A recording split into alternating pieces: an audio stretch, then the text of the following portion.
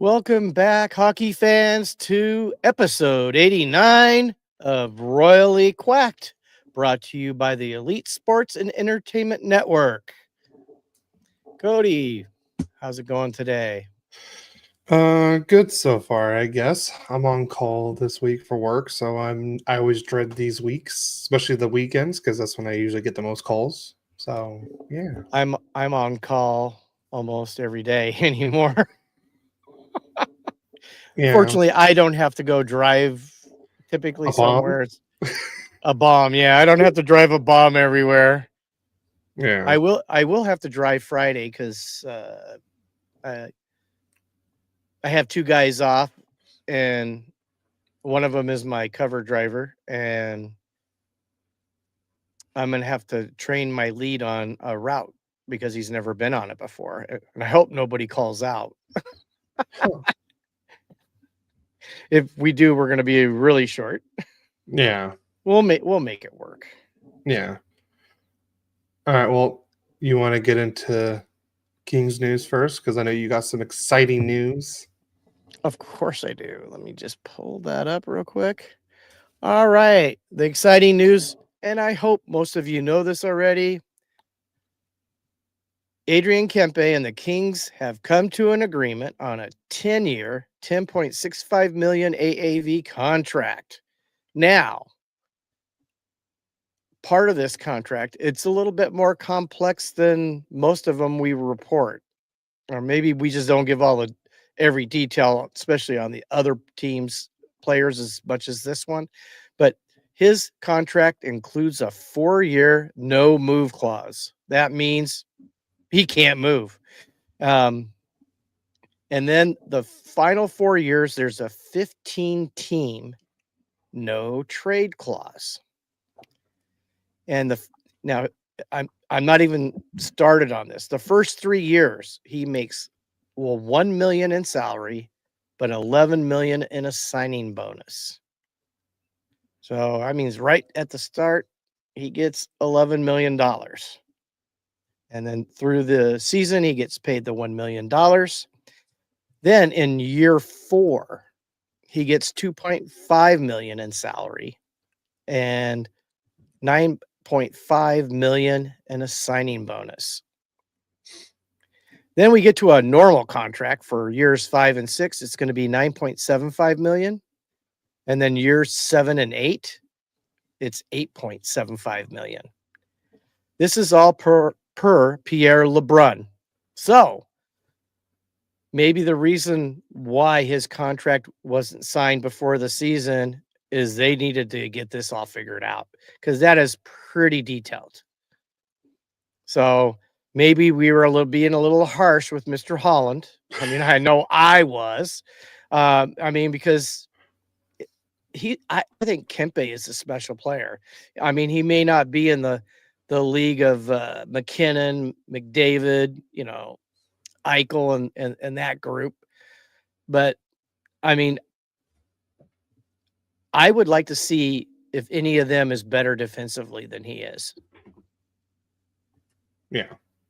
So, and he's so versatile. He even takes faceoffs. I think he had 10 or 11 in one game. So, I mean, he was a center when he was drafted and then moved to forward. And I'm just glad that we have him in the loop for the next 8 years. It was a great move. It stops the idea of a retool for me right now. I mean, you always have retooling going on a little bit, just trying to bring the right people in every season, so we'll see how this plays out over Adrian's contract, but I'm excited about it. What did you think about it, Cody? I just love how the total for the signing bonus and the salary are exactly $42.5 million each. Yeah. Literally, so half Yeah. of it is signing Yeah. bonus, half of it is salary, which I find it. But this is great news for the Kings and everything like that. And I thought it was going to be closer to the 12 million range, just the way how everything else was going. But you know what this now means for the rest of the league?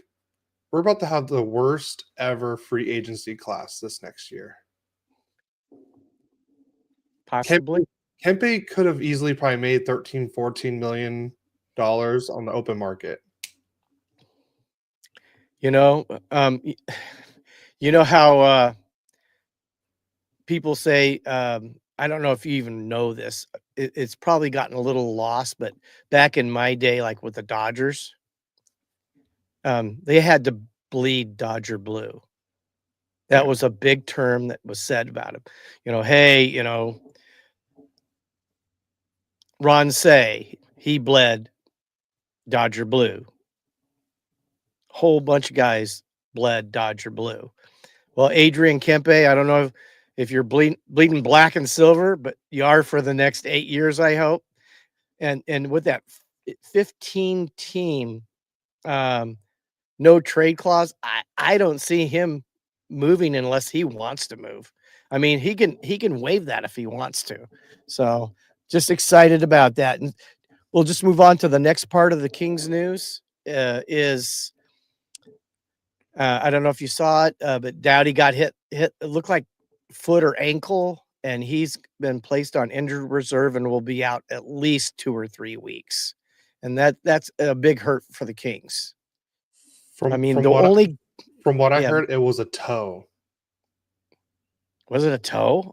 Oh, so you ever hurt your toe? I mean, try to walk when your toe is without your toe, you fall over. Having Bigfoot's feet and stubbing your toe on every furniture you've ever hit like me. I've stubbed my toe, I don't know how many times. But no, on all the Kings men, I forgot who he was talking to. But they were saying Dennis Bernstein said that it was a toe issue. And I know Dennis Bernstein is a big Kings insider. Yeah, he's on Mayor's Manor, right? No, Kings of the Podcast. Kings of the Podcast. I get them all mixed up. Mayor's Manor is John Hoven. Right. John Hoven is basically their co-hosts. I think John is the lead, and Dennis is like the analyst and color guy and throws in his 2 cents. Sort of like a broadcast on their podcast. A cast. But yeah, that's what I heard. I heard it was, and I heard from another like just an NHL podcast that it was like more of a toe than a foot. Well, toe's part of the foot, so yeah, but they're saying that toes heal better, or I don't know. Well, you know, being someone, you know, as I've gotten older, and I hope none of you ever get gout, but it typically starts in your toes. Yeah. And then as I gotten older, it moves to it's been in my knee, it's been in my ankle. I have to watch how I eat. You're not to drink a lot of alcohol either. So it takes away some of your fun. Yeah, because you're such an alcoholic, Dad. Well, I'm not a big drinker anyways, but you know, I don't mind a few beers, but now it's typically if I have a beer, it's one, which is probably better anyways for me. But it's debilitating. I mean, I first got it when we were umpiring. It hurt so bad. I had a hard time running, but I persevered through it. I just can't imagine it getting hit with a puck at 80, 90, maybe even 100 miles an hour. So that's gotta hurt. Oh yeah. But the good part of this, people, is Brandt Clark is getting time now. Yeah. So, and I think he's played pretty well. So anyways, did we want to go to Duck News, Cody? Yeah, let's go to Duck News. Ducks goaltender Callie Klang has been granted a leave of absence from the goals due to personal issues. And Thomas Sukunik has been recalled to take his place. Because I know Ville Husso's down there. I think Callie Klang was the backup, and then Sukunik was with the ECHL Tulsa Oilers. They didn't specify what the news is why he left, but I hope everything's okay, and I hope whatever happens, will be better for him and everything. So yeah, that's Thomas' own goal, Sukunik, right? Really, we're gonna bring that up again? You know, It just was funny. I mean, just how it Yeah. happened. I know it's embarrassing. I mean, it had to be embarrassing for him. And you know what? I thought he played a great game. Yeah. In that rookie face-off against the Kings. Yeah. I mean, the own goal. I mean, they still lost by 2, I think, or was it 3? 3. It was 4-1, 4-1. right? Yeah. Um, but And one was an empty netter, if I remember right, wasn't it? that I can't remember. But you could be right. I can't remember. But yeah. All I remember is the Ducks outshot the Kings totally.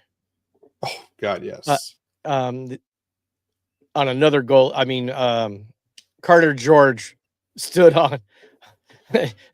he he did such a great job in the net. He had to be number 1 star. And here we go. More King stuff during the Ducks news. All right, move on. Go. Let's talk about Cutter and Leo, Cody. So Cutter and Leo, yeah, just pull my move where I start talking about something else when something awkward happens. So Cutter and Leo are the third set of teammates in NHL history to each record 10 plus goals and 23 plus points through the first 20 games of a season. Gretzky and Messier did it in 81 and 82, and Bossy and Trottier did it in 77, 78. That's some really Yeah. great people to be in joint with that kind of record, man. Mm-hmm. I mean, Mike Bossy was probably one of the best goal scorers I can ever remember. Yeah. I mean, he was Bossy was that was New York, right? Or am I thinking of Montreal? Or it's either New York or Montreal. The Islanders. Islanders. Yeah, that's what I meant. Okay, that's what I knew it wasn't the Rangers. I knew it was the Islanders. I just couldn't remember. I do believe they won like 4 straight Stanley Cups, or at least 4 Stanley Cups in a short period of time with that team. I think it was 4 straight. They're the last ones to ever do it 4 straight. Or even 3 straight, I believe. I can't remember. But you can't go wrong with Gretzky and Messier either. I mean, you're talking that's Hall of Famers. So is this a prelude to what Cutter and Leo are gonna do? Who knows? Let's hope so. Let's hope so. Well, we need this. It just may happen. Yeah. We'll see. Next bit of news is Chris Kreider on Thursday. Sorry, played in his 900th career game against the Ottawa Senators. His career total so far, he has 336 goals, 260 assists for 596 points, and a plus 121 rating. That's pretty good if you have a plus 121 rating. No doubt Kreider's had a great career. Yes. And he was a great pickup by the Ducks. Oh God, yes. And we'll get to one of his great plays a little bit later. So now we got some very interesting news. The next two are the same, just from different people. Chris Johnson on Pavel Mintyukov. He's been scratched a couple of games. He's not happy about that. We're not at the stage where it's a full-blown he's being traded, but it's something to keep an eye on. So that's what he said about Minty. And then here's also what Elliot Friedman from 32 Thoughts said. Elliot says the word is that Pavel Mintyukov would like to be traded if he's not going to play after being healthy scratched for a few games. So most of you listening, yes, Minty has been scratched, I believe, the last 3 games. Because Ian Moore has played great since he's been up. Since pretty much when Radko Gudas got hurt, they called up Ian Moore, and Ian Moore has looked fantastic. So yeah, I know we had Ian on the left side. We had Jackson Combe. He just signed an 8-year deal, the highest contract in Ducks history. For now. And then, for now. For now. And then you also got Zellweger, who's also been playing fantastic for the Ducks. And then and Minty was the third line left defenseman, but now they've had Ian Moore playing there since Gudas is back. And on the right side, you have Hellison playing with Lacombe because they're best friends and they have good chemistry together. And then Trouba and Zellweger is probably one of the best defensive pairs we've seen in a long time for the Ducks. They just play so well together. And then you have Gudis playing with Moore on the third line. And they're both right-handed shots, too. So Ian Moore has been playing on his opposite hand pretty much the last 3 games. But I guess he's used to playing on his opposite hand because I guess his last year at Harvard, they had a lot of righties, and he was the one that had to play on the left side. So he was already kind of used to it. So, but yeah, I love the way Minty plays and everything like that, but he hasn't looked like overly impressive this season so far. And I'm a little worried about that. There's something off. I think we should just, in my honest opinion, let him go down to AHL, play there, figure out what he needs to do, probably get that confidence back. And then, I'm pretty sure, something will happen and he can come back up and prove everyone wrong that, like, hey, I'm here. I need to be playing every night, like kind of like what Drew Hellison did. So do you think dropping him down to the goals is going to make him feel any better than he does right now? I mean, I'm just throwing it. I understand why you said that, and I don't disagree with what you said.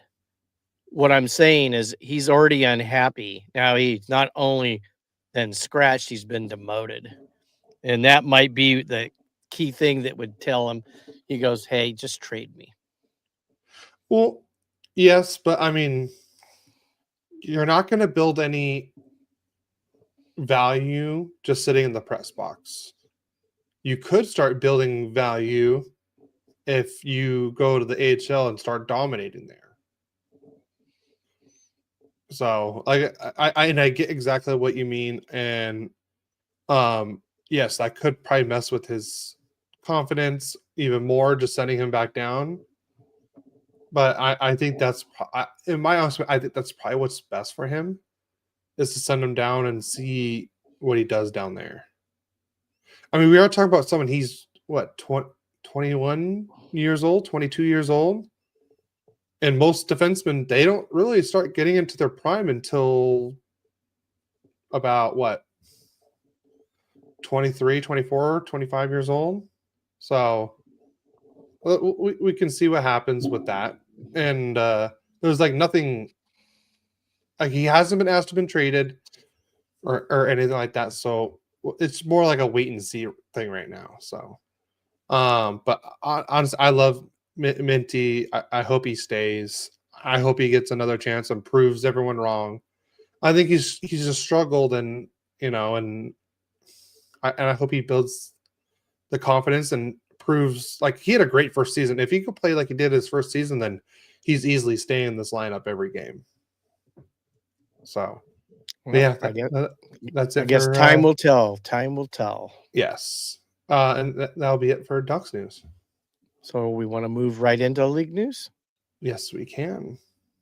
So Canucks have signed unrestricted free agent forward David Kempe to a 1-year, $1.1 million contract beginning immediately. Recently had his contract terminated by the Toronto Maple Leafs. Yep.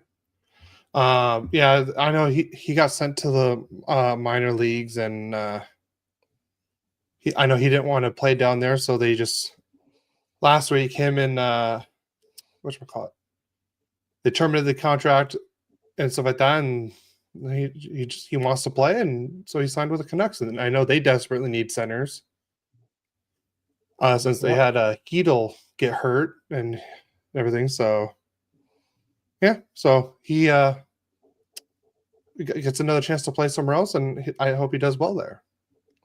Yeah, sometimes a change of scenery is what someone needs. Yeah. The next bit of news is the Dallas Stars have announced Thomas Harley is out week to week with a lower body injury. That's got to blow a little bit. That's good. That's hurt. He's a good young defenseman. Very good young defenseman. Yes, he is. So they're going to miss him. Yes.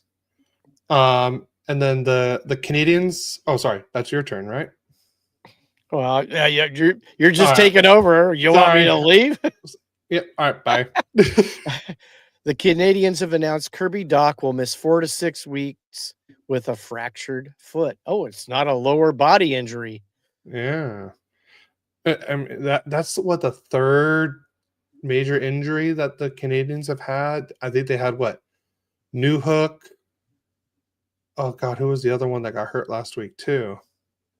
That we talked about. I don't remember. We can It look. was. I'm going back to the notes. Oh, Caden Gooley, the defenseman. So a big injury. Hopefully, the injury bug doesn't keep striking over there in Montreal. Yeah. So, all right, and then the next big news is the Edmonton Oilers' Ryan Nugent Hopkins is expected to be out till at least December. There was no news of why. It's not upper body, lower body, full body, no body injury. I don't know. There was no specifications. As up and down as the Kings have been, the Oilers are playing worse than the Kings are. Yeah. And that doesn't help. Not at all.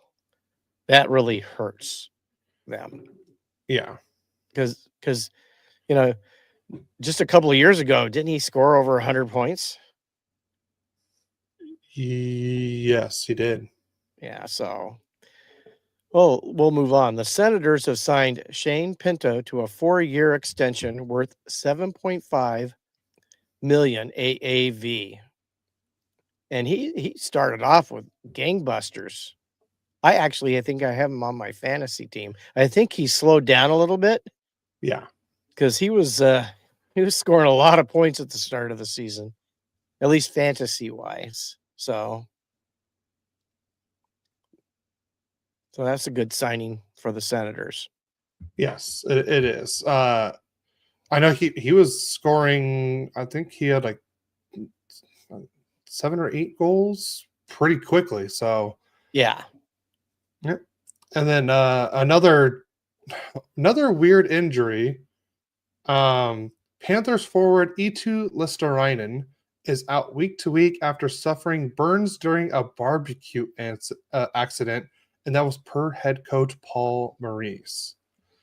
Apparently, he was trying to, I guess, light his barbecue, and I guess something happened with maybe the propane tank. It's funny because I work in propane, and I guess it just something happened, and it's like on the lower part of the body, and Wow. and I'm guessing he could probably play, but I'm guessing with all the burns and all the equipment rubbing against those burns is probably not good. So I would say wait that out. I've had 3rd-degree burns before. Yeah, not fun. No, it wasn't fun. Yeah. So, and it certainly didn't hurt them last night, the Bruins. So, Yeah. let's talk about the Winnipeg Jets. They have signed pending No, you skipped one. unrestricted. Did I? Yep. Oh, Charlie McAvoy. That's the one I was. Yeah. Yeah, he went has undergone surgery after being hit in the face with a puck on Saturday. There is no timetable for his return. I didn't see the full replay. I saw one. I don't want to see it. Well, apparently you see teeth flying in the replay. I have no doubt. So yeah. I would be fully supportive of full face helmets for hockey. Yeah. No, 100%. And then next up, the Winnipeg Jets have signed pending UFA forward Adam Lowry to a 5-year, $5 million AAV contract extension. So they get to keep their captain for another 5 years at a really good cap hit. There you go. So I think great move for Winnipeg, and just another person, because they say Winnipeg's. They say once you nobody wants to go to Winnipeg, but once you get there, you want to stay there. Well, they've got some really good players there. Yeah. That's for sure.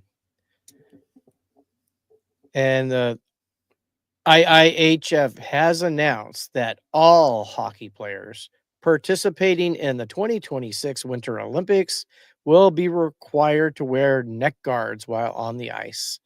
And I can't believe when you're on the bottom of your feet, you got razor blades, that wasn't already a requirement. I mean, when you think about hockey and what they do and how they do it, it is so incredibly difficult. Yet we're very critical sometimes of these guys. But to be basically on the bottom of your feet, razor blades on ice, getting hit and beat on, knocked into the boards, and people fly around getting knocked down. Those skates come up. Yeah. I would be totally, if I was playing ice hockey, wanting to make sure I don't get cut by those skates. Yeah. I don't care where it is. Bubble wrap me till I can't see. I don't want to get cut. So, anyways, yeah, I think that's a good rule. We have a couple hellos. I think just a typo, but Bryson says hello on YouTube, and then Timo Rodriguez also says hi. Hey guys, welcome to Royally Quacked. We're gonna skip the next two because I want to get into those a little bit further. But Connor Hellebuck will undergo a minor arthroscopic knee procedure, and it is expected to be out 4 to 6 weeks per Darren Dreger. And that's a big blow. Big loss. Big blow for Winnipeg. Yes. I mean, Eric Comrie's not a bad goalie, but he's a fantastic backup. He's gonna see what it's like to be number one for 4 to 6 weeks. Yes, like he's always had good numbers when he's been in with Winnipeg. It's just like we're gonna see what it's like to be there every game, not every 10 games a year. Yeah. And then you want to go. I'll do that. Yeah, Winnipeg Jets have given 2022 first-round pick Brad Lambert permission to find a trade partner. Yeah, I know. When they drafted him, because I remember he was a big prospect before he got drafted, and I guess he just had a really bad draft year, and it really dropped him down in the first round. His dad is Lane Lambert, by the way, if you didn't know that. Mm-hmm. So it's just interesting to see how this will work out. I've heard that one of the possible destinations was the Ducks for Brad Lambert. Really? I don't know. I don't know. I can't remember where I saw it. I don't know if it's true or not. It wasn't like a Elliot Freeman, kind of someone I trust, kind of thing. So we'll see how that works out. So maybe Minty for Lambert? I think we're going to need a little bit more for Minty than just Brad Lambert. Oh, well, we'll see what happens. You never know. So the next bit of news is the ones that we skipped. Are the Devils cursed because their arena was built over a cemetery? And it wasn't just a regular cemetery. It used to be a church cemetery. And your team is called the Devils. How is that not the most ironic thing possible? I don't know. Maybe it's because Hughes is out.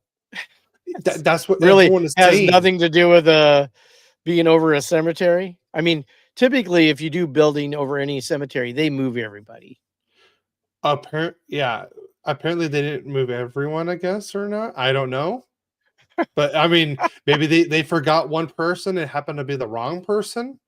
So there's just a ghost at I think they play at the Prudential Center, and he's just causing chaos and follows Jack Hughes everywhere he goes.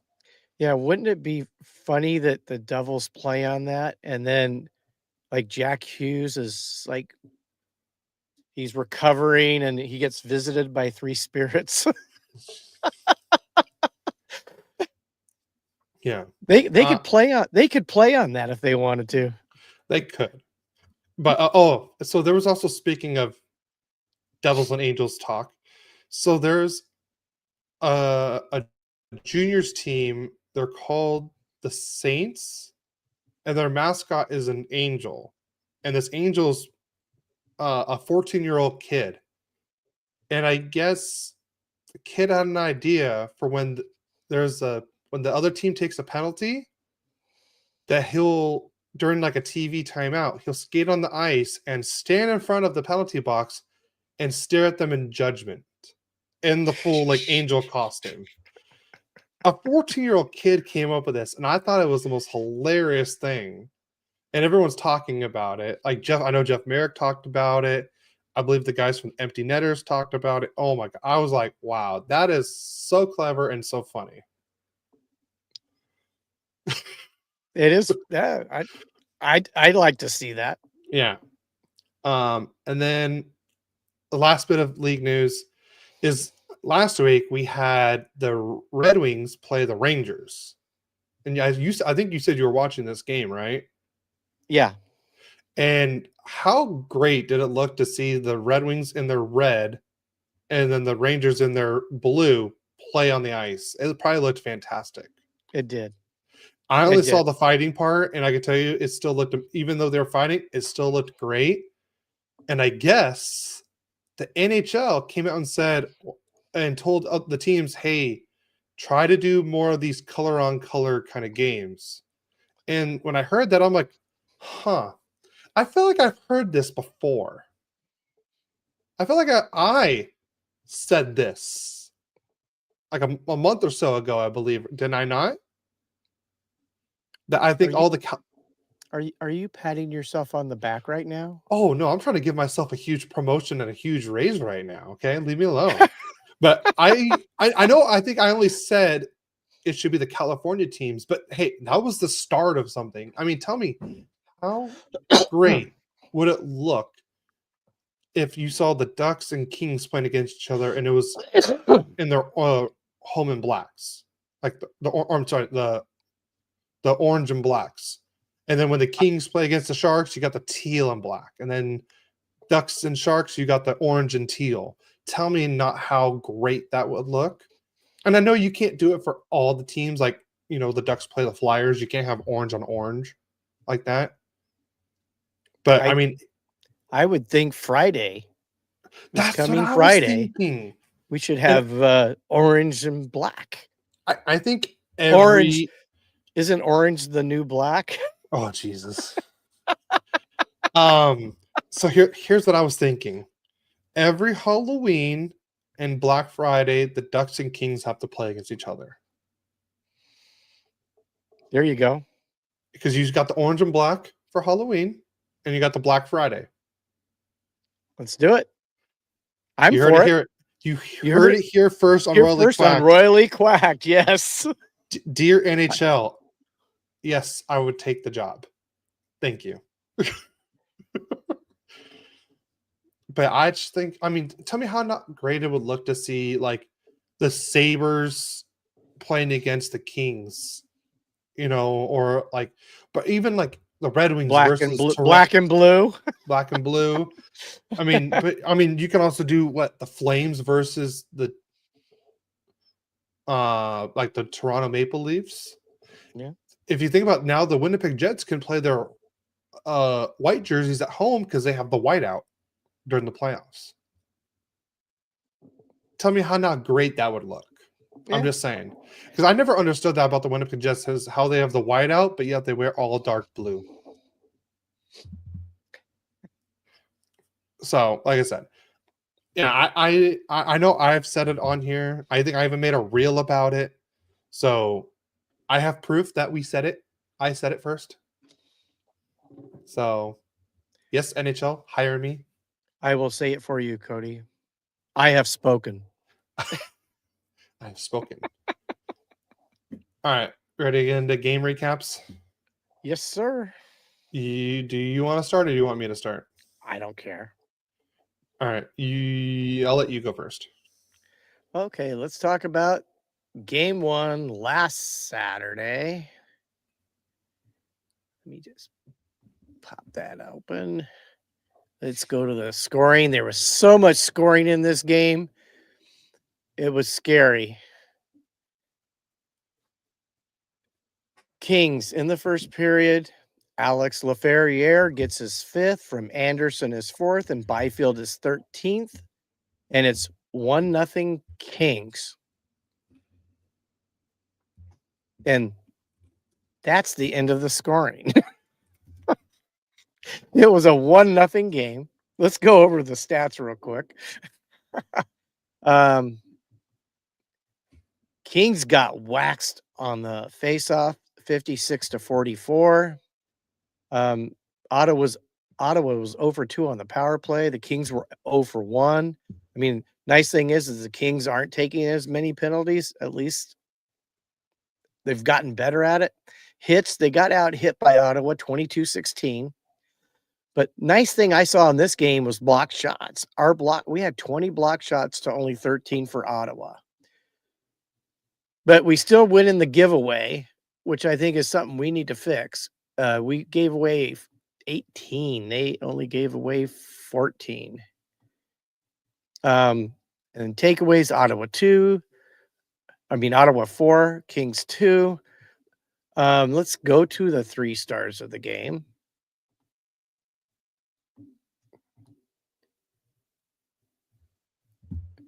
Claude Giroux was the 3rd star with no points. Alex Laferriere was the 2nd star with a goal.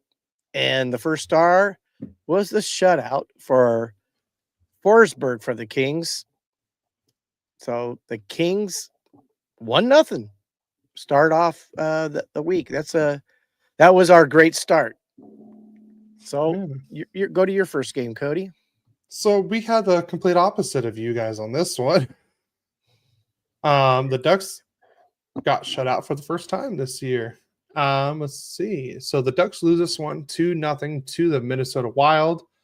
All I can tell you is Mrazek played this game and he was fantastic in this game. So he only let in 1 goal. So here's the scoring because it's going to be short and sweet. Marcus Johansson scored his 7th of the year to make it 1-0, and that was in the second period, just 55 seconds in, on a backhanded goal. And then in the third period, Matt Boldy scored his 10th goal of the year on an empty netter. So as you can see right there on the slide, the shots. All right, let's go into the stats. Shots on goal 30-28 in favor of Minnesota. Face-off percentage 57.9 in favor of Minnesota to the 42.1% for the Ducks. The Ducks really got to get better at face-offs. Power play 0 for 7 was Minnesota, and the Ducks were 0 for 2. So I believe we took 2 double minor penalties in this game for high sticking. 2 double minors. That's 4 minutes. Mason McTavish had 6 minutes alone of penalties because he took a double minor and then another penalty. And that was all within, I want to say, 10 minutes of the, I want to say first period or second period. I can't remember. But it was not pretty at all. I feel like the refs weren't calling everything. I feel like they could have called a little bit more against the Wild, but the Ducks just could not get anything going offensively this game, or anything like that. Hits, we did out hit them 20-18. block shots 13-7. And that was the first game against the Minnesota Wild. So the Ducks are down 1-0 to Minnesota in the season series. Let's go to and then the saves. Like I said, Prita Mrazek was absolutely fantastic in this game. He stopped 28 shots out of 29. And Jesper Wallstedt was fantastic in this game. He just made the one save more. He really was a wall back there. Wallstedt. Yeah. So he stopped all 28 shots. Like I said, he was great. The 3 stars of the game was Marcus Johansson, had the 1 goal. He was the number 3 star. Joel Eriksson Ek was the 2nd star with 1 assist. And Jesper Wallstedt was the number 1 with 0 goals against and a perfect save percentage. So that would be the first game of the week for the Ducks. All right. Onto your game. Then on Monday, we were in Washington playing Mr. Goal Scorer himself, Ovechkin. He did hit 900, by the way. We talked about it last week. Yeah. So let's go to the scoring to start off the game. Ex-King Matt Roy gets his first. He gets his first goal of the whole year against, of course, his former teammates. It's usually how it works. Protas got this assist, his 6th. Wilson, his 9th at the 3:41 mark on a tip in, and it's 1-0 Capitals. That's how the first period ended. In the second period, the goal scorer himself, Alex Ovechkin, gets his 6th from McMichael, his 5th, and Chychrun, his 10th, on a snapshot to put Washington up 2-0. Then, in the second period, the Kings finally get on the board. Anze Kopitar on the power play gets his 3rd from Perry, his 5th, and Fiala, his 6th, on a tip in, and it's 2-1. And that's basically where the game ended. No scoring in the third period. The Capitals hang on to win the game. Shots on goal, Kings had 31, Capitals 25. On the faceoffs, Kings 53.2%, the Capitals 46.8%. On the power play, the Kings were 1 for 3, 33.3%, and the Capitals were 0 for 1. Hits, Kings out hit them 18-17. Block shots, Capitals 21, Kings 16. Giveaways even at 12. Takeaways even at 4. Let's go to the 3 stars of the game. And they're all Capitals. Matt Roy. Well, yeah, if you haven't noticed, even if you beat them, there's usually somebody from the home team in the 3 stars. I don't always agree with it, but then you know what? This was a very low scoring game. Matt Roy with a goal was a 3rd star. Ovechkin was a 2nd star with a goal. And of course, Lindgren, the goalie, only gave up 1 with a .968 save percentage for the game, was the number 1 star. Yeah. Every game this week, Kings could have won. So, yeah. But they obviously now they're 1-1 on this road trip, and we'll go to your next game, Cody. Yep. So the Ducks come back home after a horrible, horrible road trip after losing 3 straight games. The Ducks host the Utah Mammoth. For the first time they play the Mammoth this in NHL history. I mean, because last year they were the hockey club. But in the first period, at the 15:52 mark, Jackson Lacombe got his first goal of the season. And what a great play by Ryan Strome and Killorn to get the assist. That was Strome's 2nd assist and Killorn's 5th assist, and that was 1-0 Anaheim after 1. In the second period, Dylan Guenther scores his 8th goal of the year. And And the thing about both Mammoth goals, actually, I'll talk about after. So after 2 periods, it was 1-1 after 2 periods. In the third period, Logan Cooley scored to make it 2-1 Utah at the 9:19 mark. That was his 9th goal of the year. So as I was trying to say before, both of these goals were scored almost exact same way of each other. They were just 2 guys that were open on the other side of the ice. Perfect, and the Ducks just were left the seam for a side-to-side pass, pretty much across the ice. The guy was wide open for a one-timer, and they scored. It was literally the exact same play, just 2 different players scoring it. The Ducks just got to be better defensively on that. So the Ducks were down 2-1. Things weren't looking good. I mean, they were getting good looks, but nothing was going in the net. Vejmelka was playing great. And then Troy Terry, and I'll tell you, the ref, and I'm also saying the refs were absolutely horrible this game. But they were horrible on both sides on this because they were literally letting everything go. I saw guys holding. I saw guys tripping. They weren't calling anything. It's like they had something to do after the game. And, but the Ducks pull the goalie, and so we played 6-man, 6-on-5, and with 4 seconds left, and it was a great play by Seneca to get the puck to Cutter. Cutter shoots it on goal, and Vejmelka couldn't cover it. It's in the crease. Kreider slides it over to Terry, and Terry puts it home with 4 seconds left. And that's a 6th goal of the year. So now we're tied 2-2 with 4 seconds left. Like I said, Kreider with his 4th assist and Cutter with his 10th assist. So now we're tied. We go into overtime.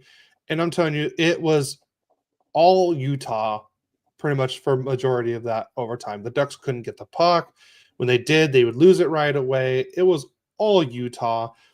But then probably one of the greatest plays I've seen the Ducks have this year. Killorn gets the puck. He starts going up the ice, and Zellweger's on the other side, and Beckett Seneca is trailing, and Beckett Seneca is wide open as a trailer, and Killorn passes it to Beckett.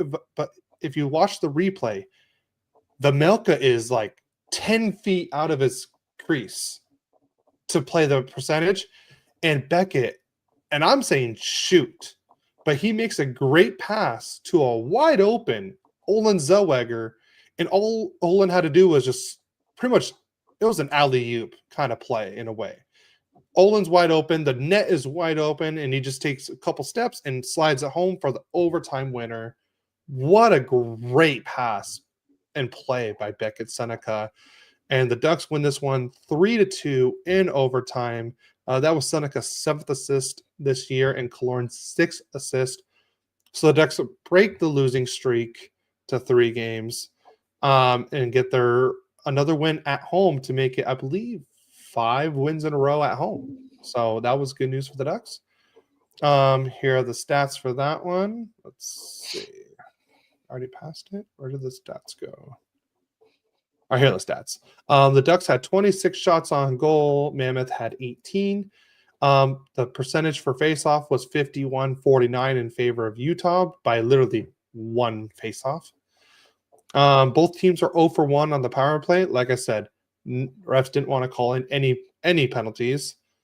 Hits 20-17 in favor of Anaheim. Block shots 15-12 in favor of Mammoth.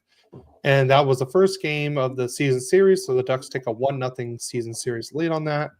And then where are the 3 stars? The 3 stars, Jackson Lacombe is the number 3 star with the 1 goal.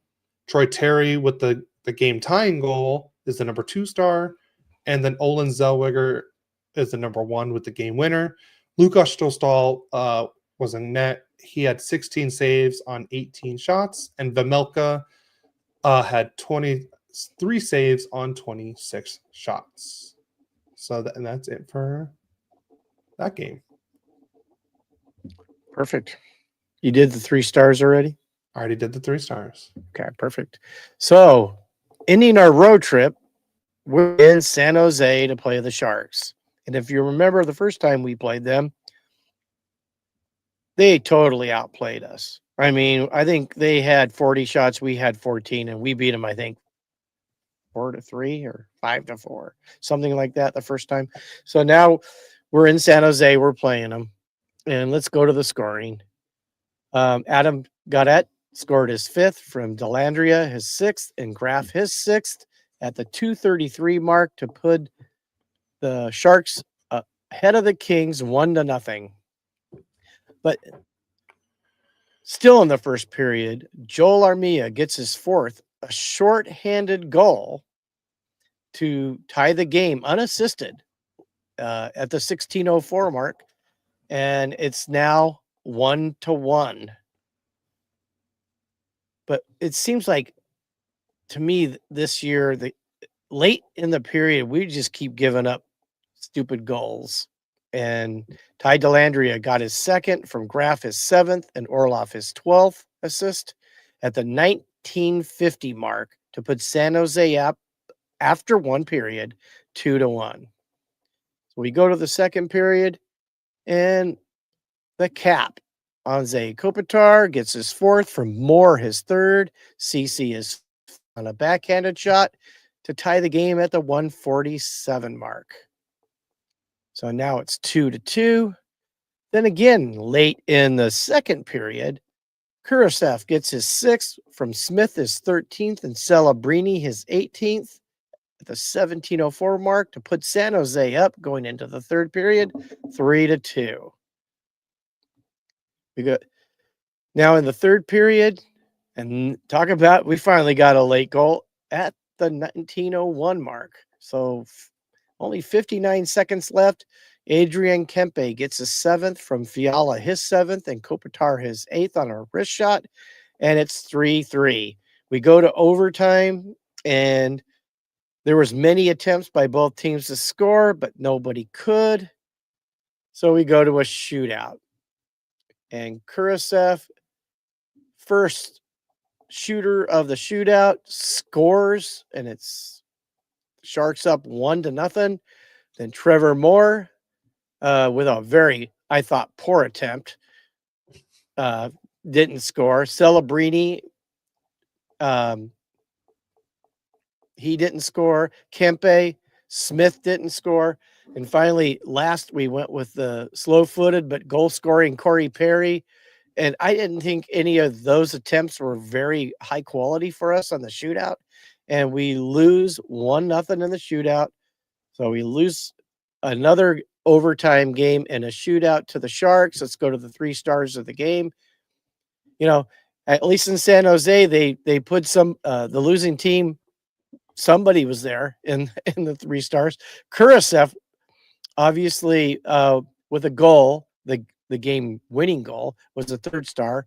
Kopitar was the 2nd star with a goal and assist, and Delandria with a goal and assist from the stars. I mean, from the Sharks was the number 1 star of the game.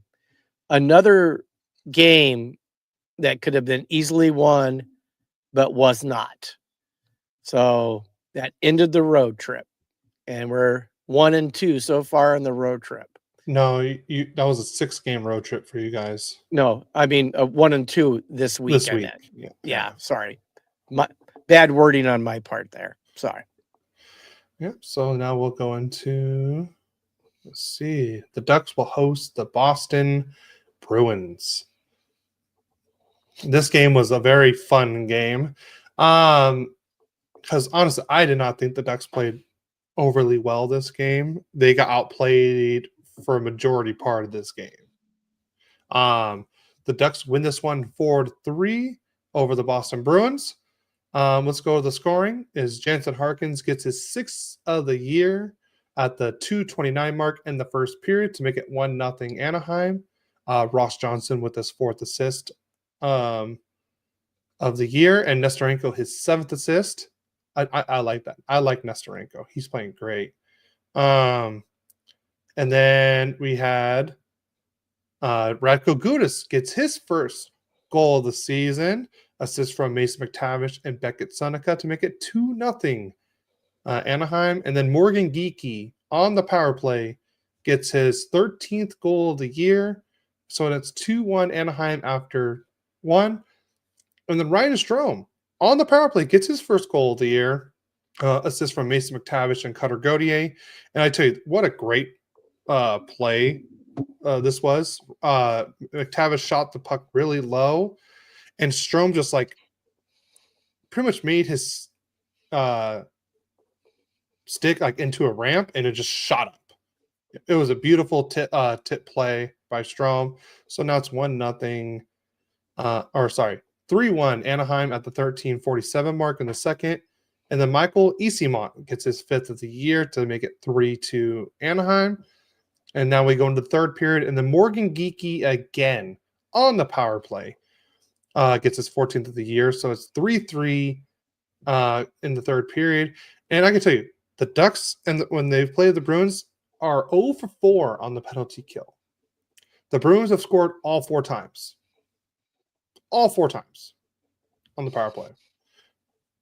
But don't worry, at the 16:25 mark in the third period, Ian Moore, who I talked about earlier, scores his 2nd of the year, Leo Carlson's 16th assist, and Terry's 16th assist.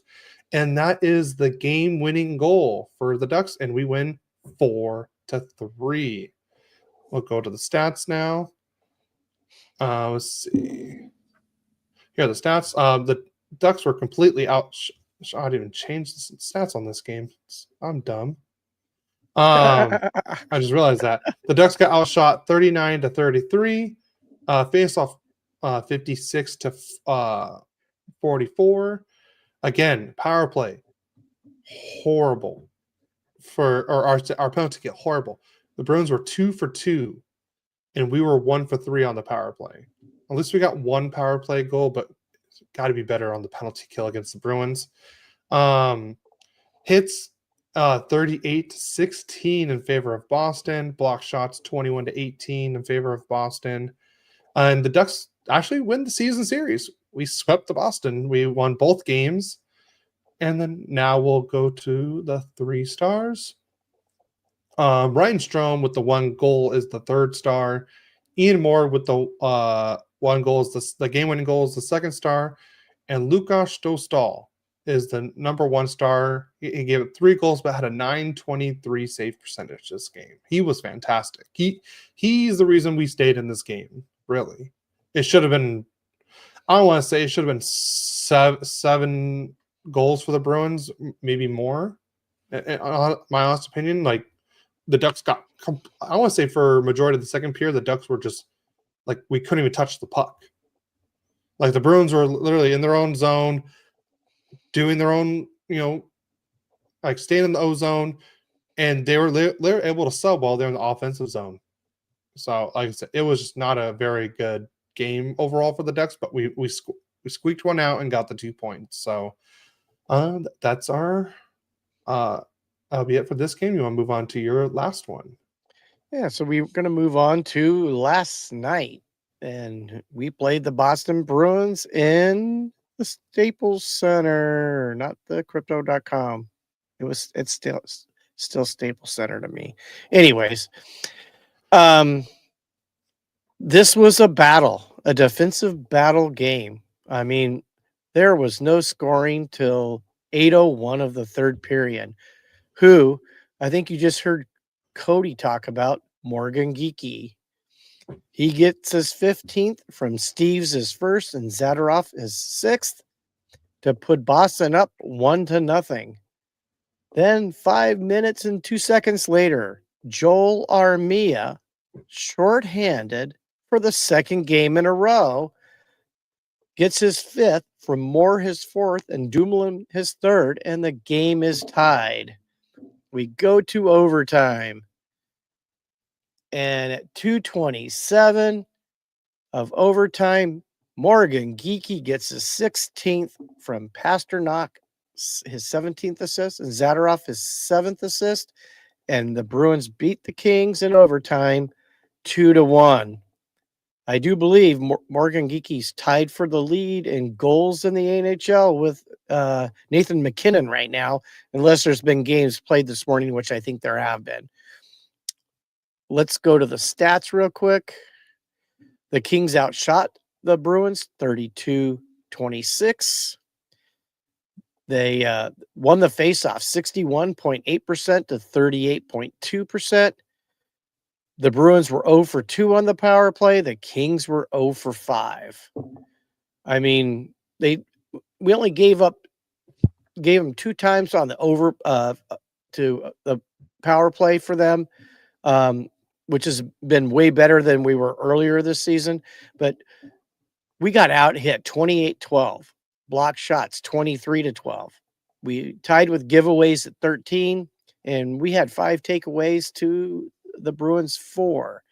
Let's go to the 3 stars of the game.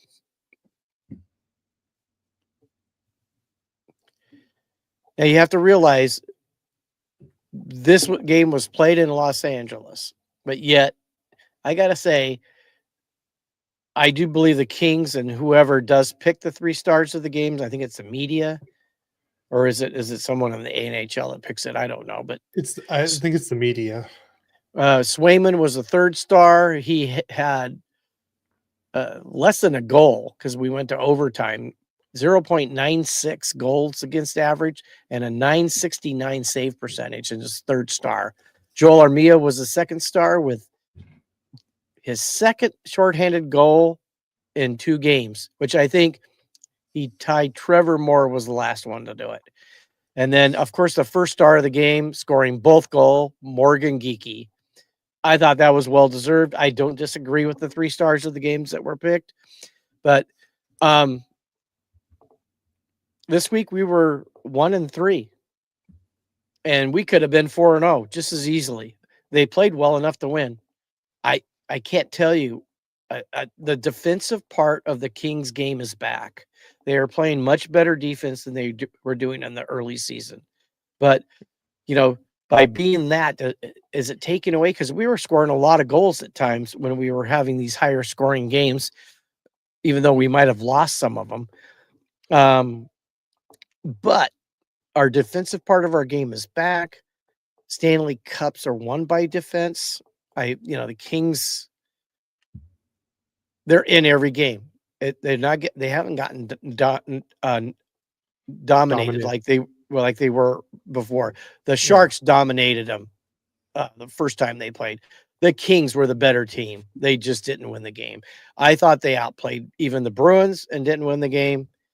And then the Capital game, I thought that was a pretty even game, and we only lost by a goal in that game. So, to me, the Kings are playing well. I'm disappointed with a 1-3 week, but I still think they're playing well. I know that the coach has been bouncing the lines around a little bit, and one thing I didn't like is, if Byfield's going to be your number 1 center next year, why is he on the 2nd power play and not on the 1st? There's just a few things. I mean, he even switched the lines around quite a bit. I think I know Kopitar had more on his line. He bounces the lines around a lot. I think we need to get more consistency there. We need to get Byfield kick-started. He needs to start scoring some more goals. I think he only has 4. He should be 7 or 8 by now. I mean, he's not had a lot of bad luck, a lot of hitting the pipes. A lot of times the goalie's making great saves against him. So those things can all change really quick. So even though we went 1-3 this week, I still have hope. I hope you guys do too. But we got to start winning games. I know we played tonight, I think, against Ottawa. So, and then later in the week, we have the first rivalry game. Frankie says, how about those Bruins? Hey guys, I don't know. Does any of you hockey fans know who's in first place? The Bruins. After their terrible Morgan Geeky is on fire right now. I think he has the most goals scored right now. Well, he's tied with McKinnon, I think. I mean, but still, did you have You're- Morgan Geeky on your most goals leaderboard? No, but did you see? I mean, I don't know if you saw the 2 shots he scored on, No, and they were. I saw the game winner one, the I mean, overtime winner. they were both very similar, well placed, hard hit. I mean, the first one I thought was even sneaky geeky. I love that. I mean, he played well. I mean, Yes. and the Bruins. I mean, he was a 2017 pick. 2017. He's finally starting to show his worth. Yeah. I mean, that's 8 years ago, and he's finally. Last year he played well too. Don't get me wrong. No, yeah. Last year he had a good year. That just shows you sometimes the talent takes time to come to fruition. I mean, not everybody's a Bedard or a Celebrini, a McDavid, a Matthews, a McKinnon, where they just come in and McKinnon did not come in good right away. It took him, I want to say, his 4th or 5th year, and then that's when he started becoming, I thought he was a little. I thought he was a late. little quicker. I thought he was a little quicker than that. So maybe it took him a few corrected. years. So, anyways, and then we had a comment from Sarah Myers saying hi. What's up, Sarah? Hi, Sarah. Welcome to Royally Quacked. All right, and then we'll move on to the last game for the game recaps for the Ducks versus Senators. Panthers don't look good, and I'm loving it. Well, I mean, half their team is injured, but I get what you mean. You probably hate the Panthers more than we do, since you guys they're in your division, and they took, Marchand away from you too. But yeah, so we'll go into the Ducks versus Senators. This was the last game of the week that we're going over. The Ducks lose this one 3-2 to the Senators. We'll get into the scoring now. Nick Cousins scored his 4th goal of the year to make it 1-0 at the 16:39 mark of the first. And that was the only goal in the first period. But the second period, Beckett Seneca scores his 7th goal of the year, Cutter's 12th assist, and Carlson's 17th assist. And I can tell you, this play was all Cutter Gauthier. He made a fantastic move. He kind of lost the puck and then regained it back and then slid it over to a wide open Seneca, and he had a wide open net. He puts it home to tie the game 1-1 at the 13:08 mark.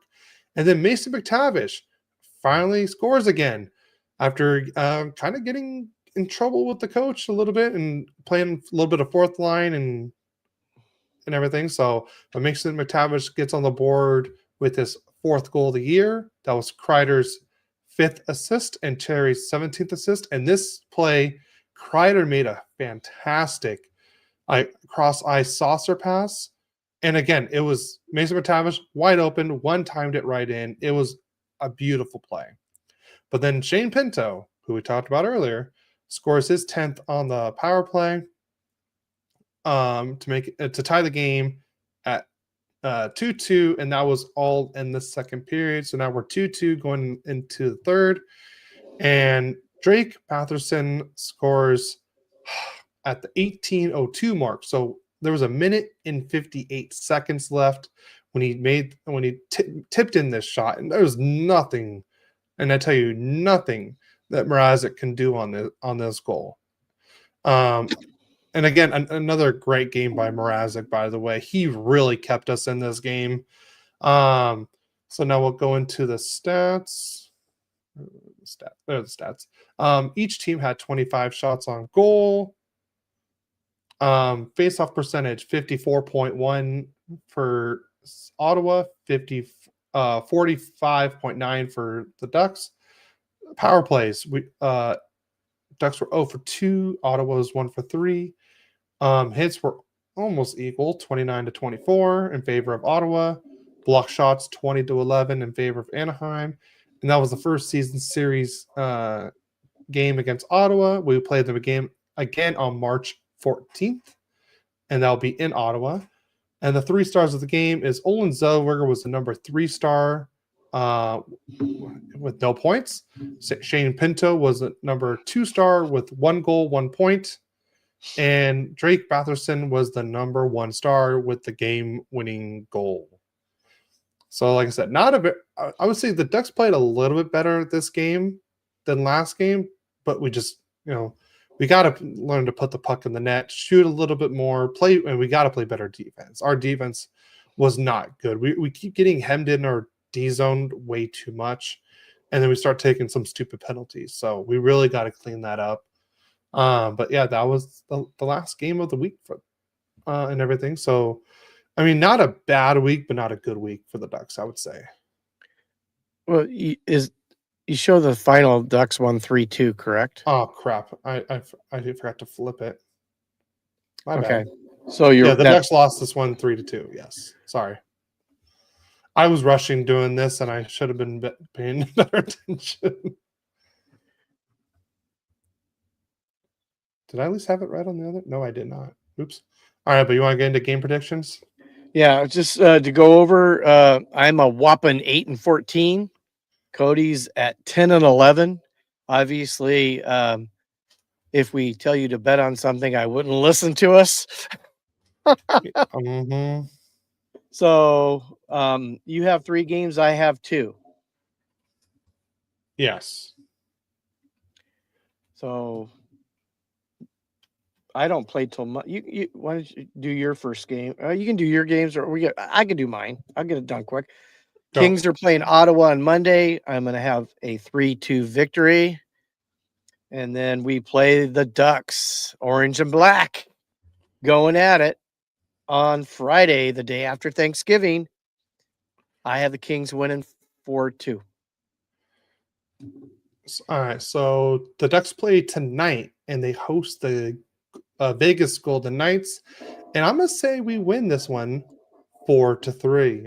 I have a feeling the Ducks are gonna change things around. We're gonna play better against the Knights. I know that's a really weird thing to say, but I feel like that's what's gonna happen. So I feel like the Ducks will win this one 4-3, and then the Ducks don't play till Wednesday, so they get a huge break, and they play against the Canucks at home. And I'm predicting a 5-2 win at home against the Vancouver Canucks. And then the Black Friday matinee game, we played the Los Angeles Kings, and I'm predicting a 3-2 loss to the Kings. Ooh. Yeah. I'm shocked. I'm trying something. Yeah, me too, and it's not working. Yeah. So yeah, that's our predictions. I mean, I don't see any questions in the chat or anything like that. Nope. So, yeah. You have anything else to add before we get out of here? Oh yeah, both Cody and I and our families want to wish all of you a very wonderful, safe Thanksgiving this next coming week. We do appreciate all you guys that are listening. And, we're coming into the holiday season. It's going to be busy and crazy. But don't forget about Royally Quacked. We're here for you guys. So just want to wish everybody a wonderful and safe Thanksgiving. Yeah, amen to that. And I hope everyone has a nice full bellies on Thursday. Well, we're going to do that tomorrow. Well, I'm just saying we do things differently in the Spink household, but I hope everybody else on Thanksgiving has nice, warm, full bellies. And next podcast we will, we're hitting that Thanksgiving mark, and usually in hockey world, that American Thanksgiving means something in the NHL world. Yeah, if you're in the playoffs, if you're in the playoff picture, if you're in the playoffs on Thanksgiving Day, it's a good chance you're going to still be in the playoffs when it comes to the end of the season. Not always does it work, because the Oilers, I think the last 2 years weren't in the playoffs, and they're the team that's really proven that to be a fallacy, and they're really proving how bad they are right now. They're not playing well at all. Yeah. So keep it up, Oilers. Yeah. So, but everyone, we here at Royally Quacked, we wish everyone a happy Thanksgiving. And we'll see you guys next Saturday. And don't forget to tell your family and friends about us. Tell them to like and subscribe. Like I said, a lot of views, not a lot of likes. So let's get the likes up, and let's get the subscribers up. I would like to get to 100 subscribers soon. I think right now we're at 69 followers. So let's kind of get that bumped up, please. We appreciate that. You can follow us on all podcast platforms at Royally Quacked. You can download and listen on audio. But it was weird. We didn't have no Captain Chaos today in No the Captain chat. Chaos, no Kevin. No Kevin. We are coming into a holiday week, so Yeah. people are busy and moving. So Yeah. But yeah, and then just don't forget to follow us on social media at Royally Quacked. And if you have any questions, feel free to DM us, and we'll put it on the show. And don't forget to leave a rating and review as well. So if you don't have anything else to add, Dad? not today. All right. Well, we'll see you guys next week on Royally Quacked for episode 90. Yeah, 90. Awesome. Yep. So we'll see you guys next week. And just remember, let's go Ducks. Go Kings, go. See you next week.